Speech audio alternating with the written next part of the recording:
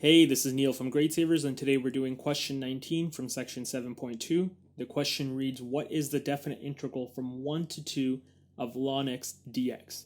Now, this is a pretty tricky question because we should be using integration by parts, but it's not really obvious what u should be and what dv should be. So if you guys need any help selecting u and dv, come check out Gradesavers. We got quite a few good tips, and we'll be happy to help you out. So let's begin. U in this case will be equal to ln x, and dv is everything that remains after we take out our u. So what remains? Simply dx. So our dv is equal to dx. Now, if u is equal to ln x, du is equal to the derivative of ln x, which is 1 over x, and we have to slap on our dx. And in order to find v, we simply integrate dx. So the integral of dx, or the antiderivative of just 1, we have to remember there's a 1 here, is simply x.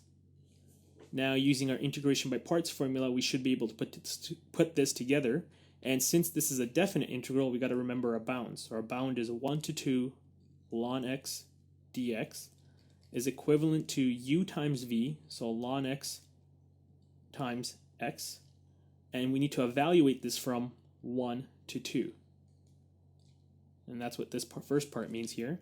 Minus the integral from 1 to 2 of v, which is x, du, which is 1 over x dx. And we could see at this point, this x and this x will cancel out. So the next line, let's simplify a little bit before we start evaluating our integrals, is equal to ln x from 1 to 2 minus, what is the antiderivative of 1? It's simply x, and we need to evaluate this from 1 to 2. So now let's begin our substitutions to figure out our answer. We always substitute our top number in first, so it becomes ln of 2 times 2, which is our x, and I'm just going to replace that x here in front, minus 1 times ln of 1. And all I did was I did this in a different order just so it was clear here. Minus, when we need to evaluate the second integral, 2 minus 1. Now we should know at this point ln of 1 is 0, so 0 times 1 will be 0. So this is all going to 0. And 2 ln 2 remains here. Minus 2 minus 1 is simply 1. This is our final answer. And that's it.